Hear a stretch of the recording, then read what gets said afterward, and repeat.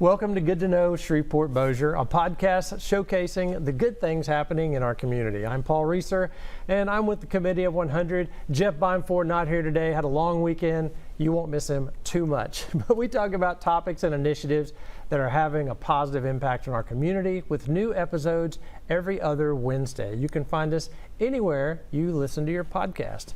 And we always talk about great things happening in our community. Today, we're talking about something that's going to be happening in our community.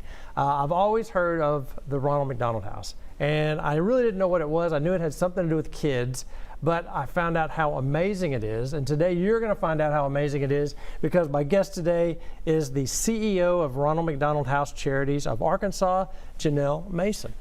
Good afternoon. Good Janell. to see you. Thanks for coming down from Arkansas. Thank you for inviting me, and thanks for letting me tell you a little more about Ronald McDonald House. Yes, but like I said, I've always heard of it. I knew it had something to do with kids, but can you tell me a little more about what the Ronald McDonald House is? Yes. The Ronald McDonald House is a home away from home for families of critically ill children. So imagine your child is in the hospital in intensive care, and you are not really thinking clearly. Your mind is totally focused on your child's recovery, and you're not thinking about where you're going to stay or the drive home if it's too far, much less financially, finding a hotel, meals, all the things that comes with it. So a Ronald McDonald House takes care of all those needs, removes all that worry and burden so families can focus on their child. So is it just for families of children, critically ill children? Yes, it's for families of children in critical care in the hospitals up to age 21. So the patient can be up to age 21. Okay, so these things are all over the country? Yes, they're all over the world. There are 383 Ronald McDonald Houses in the world. Okay. So this will be the second Ronald McDonald House in Louisiana. 384th in the That's world. right. That's right. So that's pretty rare. It's pretty neat to be able to have one in your community. And so I guess before I even say why you're coming to Shreveport, you said it's for parents of people with critically ill children. Is this anyone, like anyone, they're saying, oh my gosh, my child suddenly needs emergency surgery or something like that? They're in ICU, I guess. NICU, you call it? Right. The neonatal intensive care, pediatric intensive care. So typically families are referred to a Ronald McDonald House by the social worker at the hospital, and we'll be serving all the hospitals here. We'll be located next to Willis Knight and South. They're donating the property, but we will serve all the hospitals. Okay. So the social workers look at the families and look for the most critical cases. We'll have 20 rooms in this house. So I can imagine there are going to be more than 20 families that need us, just like there are at any Ronald McDonald House. And so I guess we'll get to that in a minute. Like, how do you decide who gets to come? You said it's the nurses at the hospital, the social workers at the hospital. But why did you decide to bring one of these amazing places to Shreveport? Well, in 2017, our program territory was expanded to include about 13 parishes in Louisiana, a little bit in Texas, a little bit in Oklahoma, and a few in South Arkansas. We had most of the state already. And we had a research project done by graduate students at the University of Arkansas, William Jefferson Clinton School of Public Service. It's a graduate program in Little Rock. So they came down and did their research and brought the findings back to us. We got those in 2019, and it was a nice stack of research. We looked through that. We actually read the whole thing. And in 2019, we were building another program. So we said, we'll do that in a minute. Opened that program in January of 2020, and we all know what happened in March of 2020. Slowed everything down. Everything changed. So in 21, we came to the area and visited with hospitals, and truly, it just took off from there. Okay. So now you say you came down here and looked around. Did you have anyone in mind? You said you talked to different hospitals. And who was it? You said you just Right. mentioned who donated the property. Right, Willis Knighton at their Willis Knighton South location, which is their Women's and Children's Hospital. We'd reached out to the other hospitals and weren't able to make a connection. So when we met with Willis Knighton and toured that hospital, we saw out of 50 rooms in their NICU, we saw 46 babies with no family members. Wow. Which just reinforced the fact that a Ronald McDonald House is needed. We talked with them and let them know, next steps would be to see if the hospital was interested. Literally, we stopped and had lunch and drove back to Arkansas. We were not to the state line, and Dr. Witten, the head of the NICU at Willis Knighton, called and said that they had property to donate right across the street. And I said, well, you understand that this won't be exclusive to Willis Knighton. And their philosophy was, it's good for the community and we need a Ronald McDonald House here. Well, good deal. Good for them. Yeah, I know. So it's they big. donated It's a a big piece gift. of property, which property is not Yes. cheap anywhere, but around No. Shreveport it's not. And it's large enough to, It's a beautiful flat 1 acre lot. Our house in Little Rock is on the edge of a drop off, and I know about dirt work and how much that costs. yes. I learned an awful lot when we built our new house there. So to find a flat 1 acre piece with existing parking is, to me, it's already a savings. You're going to find a lot of flatter property here in Shreveport than in Arkansas, I guess. So, but even though Willis Knighton is donating the property, you're going to be it'll be open to every hospital in the area, every hospital with a prenatal intensive care. That's right. We've visited with the hospitals, and I have wonderful letters of support from each of the CEOs of all the hospitals. Also, CEOs in Minden and in DeSoto Parish. So they're all realizing the need and the benefit of having a Ronald McDonald House here. So tell me about the benefit for the community. So is it benefit people that live here or people that are traveling here? What is the impact to the community? It's actually both. Certainly people that drive in, if your child's in critical condition and you live 20 minutes away, your mind is not on safe travel when you're driving home if you leave the hospital. But certainly anybody from around Louisiana or beyond. I know in Little Rock we have families, they might be driving through on their way to Florida and have an accident. Okay. Or, they fly in for a specific treatment here. Shriners is here, and I know they have a lot of international patient families. And then you could live 2 blocks from the hospital and have an end-of-life situation where the social workers say, we need a place for this family to stay. And if we've got a room, they're admitted.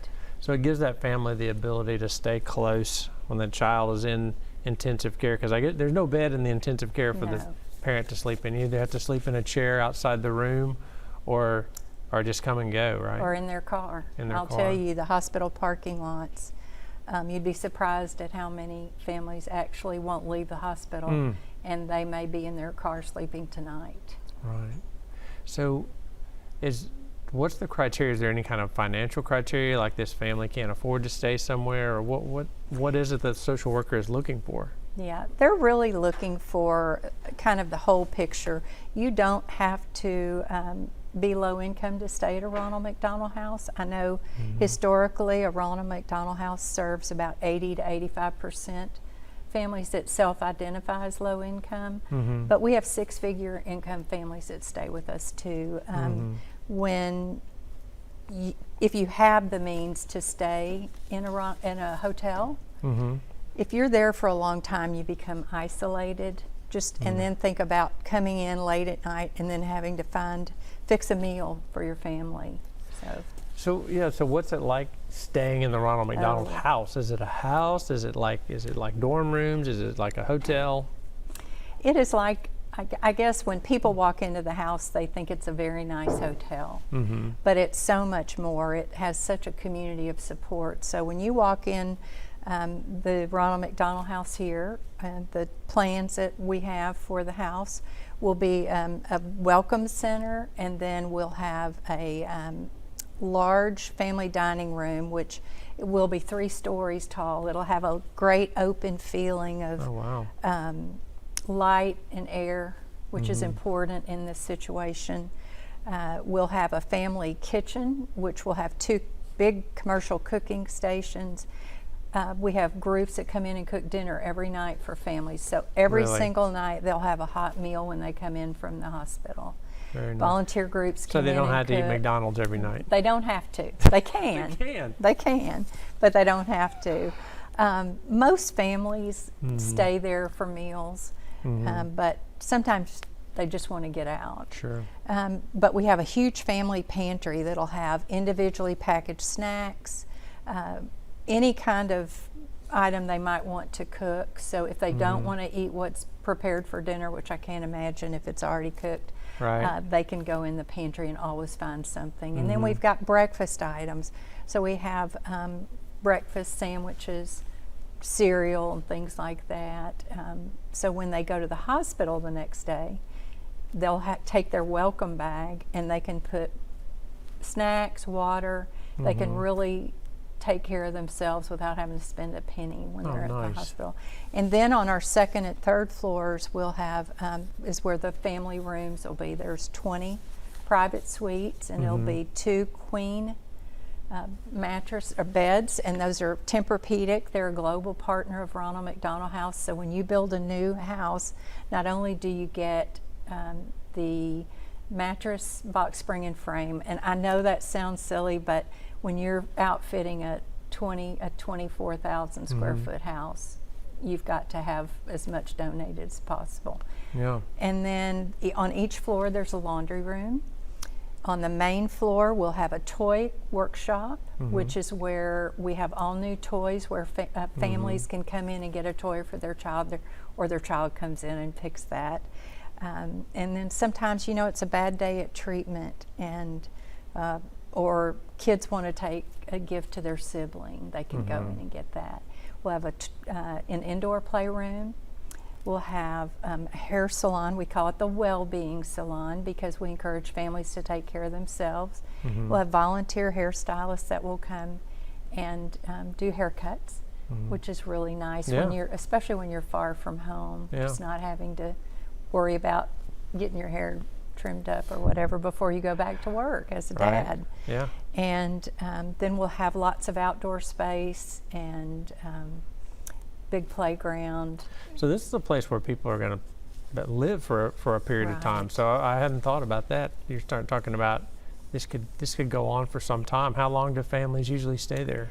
Last year our average stay was 19 days. Oh, wow. But 5 years ago, when medicine was a little different, it was 45 days. Oh, wow. So we've had families stay 1 or 2 nights, and then sometimes they'll be here. I think last year the longest was 256 nights. Oh my gosh. So families bond when they're at the Ronald McDonald House. They I guess. support each other. I think I mentioned to you that, I think about that scripture that says, I cried because I had no shoes until I met a man that had no feet. Right. Yeah. So my child's situation is really horrible for me. And then I meet you and find out what your child's undergoing, and we shore each other up. And also just being with someone who can understand what you're going through, because everyone else can say, I'm so sorry, but when you're there with another person whose child is in ICU, you can really bond and help each other. That's true. Is there like therapists or people coming to help with them? We don't provide services like that. We're just there to support them. And our team is trained on compassionate care. They all go through the Ronald McDonald House training to make sure that they listen with compassion and act with compassion. So you said that the hospital, Willis Knighton, supplied the land. But there's a lot more that goes into this thing than just the land. Now you have to build it. That's right. And does McDonald's provide? I mean, with their name, do they provide part of the budget for that, or is it all done locally?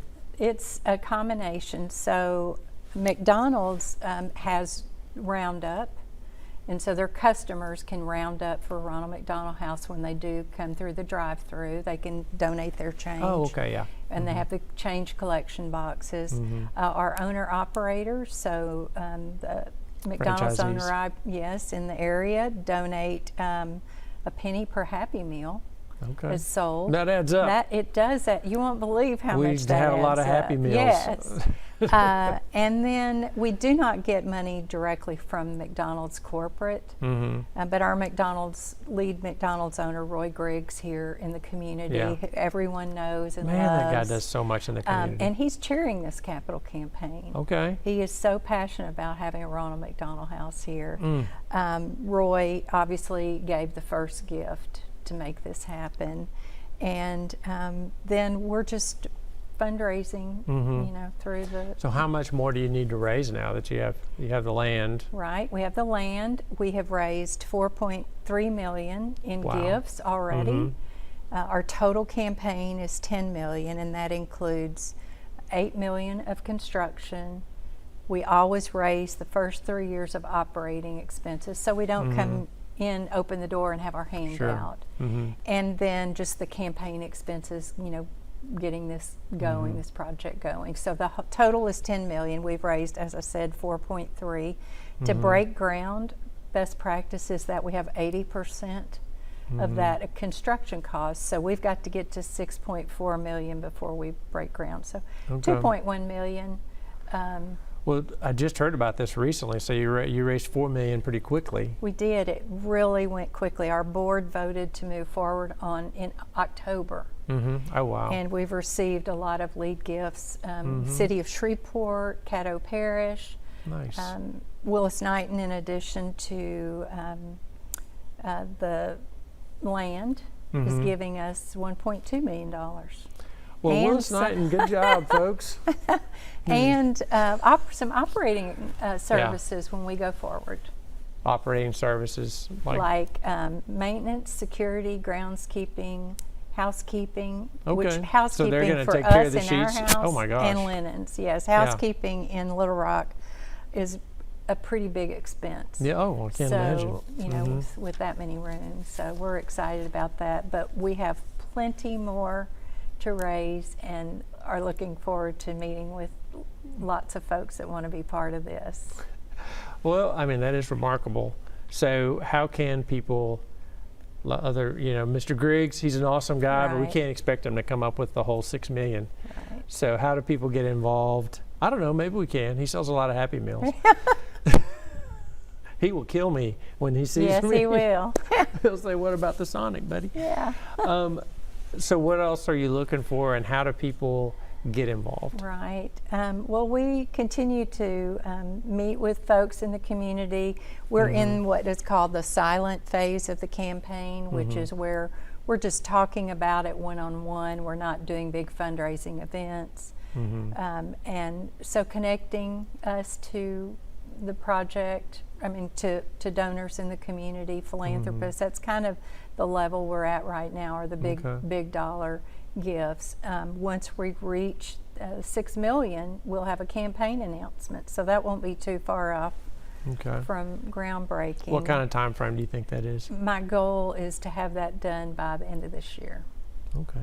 So wow, 2023. And if we can reach that goal by the end of this year, we'll be able to break ground in the first quarter of next year. We're looking at a 1-year build. Wow. So we believe that this house will open at the end of 24 or beginning of 25, which seems like amazing. Tomorrow at times. Yeah, it does. So we'll have families, and I talk about families all the time, but caregivers come in all shapes and sizes, from aunts and uncles to foster parents to guardians to 2 moms or 2 dads. One of the things that Ronald McDonald House does is keeps families together. Kind of one of our taglines is keeping families close. Yeah. But not only does the house keep families together as a unit, but near their child. So it keeps them in the tough times. Yeah. I was talking to a mom the other day who here who had a child at home, a 2-year-old, and a child in the NICU.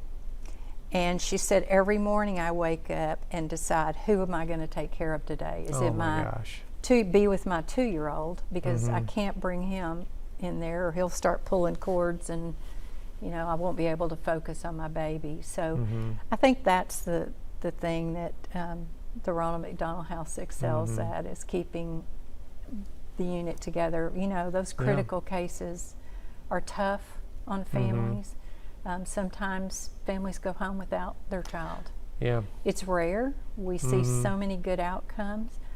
I love having those micro preemie families in. There's this little 1-pound baby, and then they come back a year later for their checkup, and they always come by the house so we can see them, and to see the child looking so healthy and big, and it's just rewarding. That's awesome, because it's not always a good a good outcome, and for the family to be able to be together, I just can't imagine how comforting and how helpful that is. So why did you get so involved in this? When I ended my career as a managed healthcare executive, I started volunteering.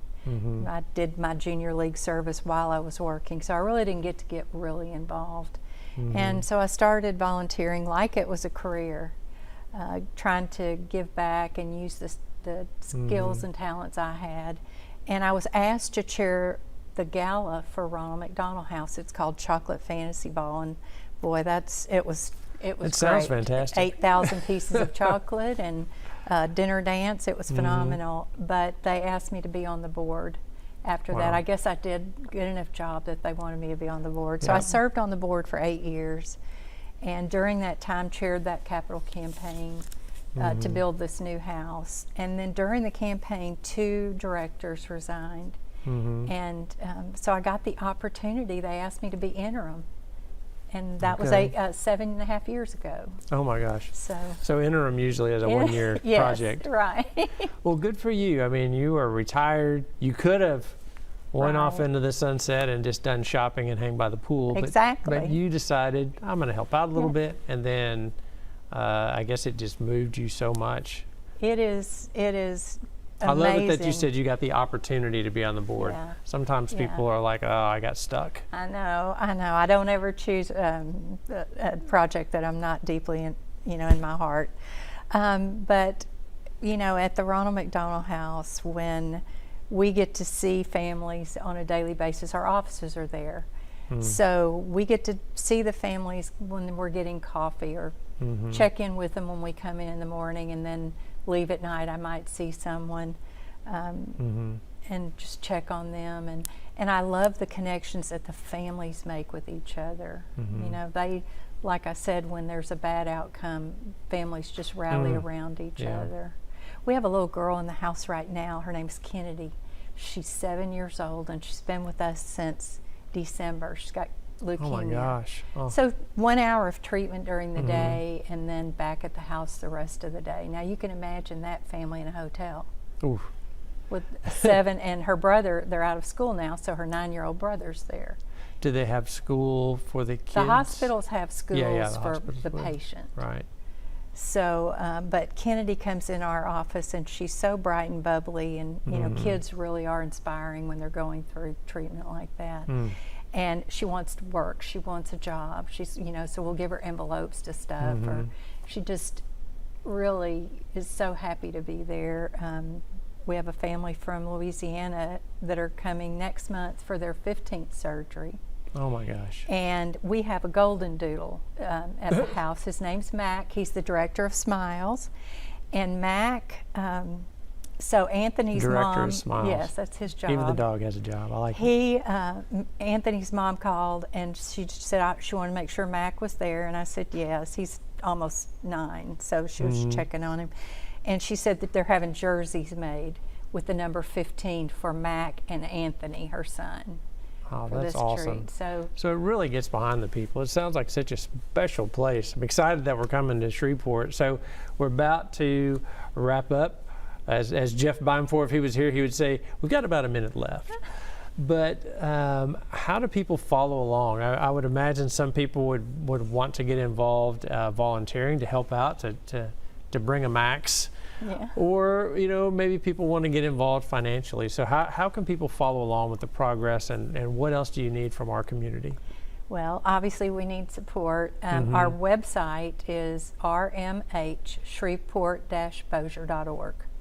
You can also Ronald type McDonald in House, Ronald Shreveport. I McDonald gotcha. House Shreveport, I and it'll gotcha. pop up on the searches.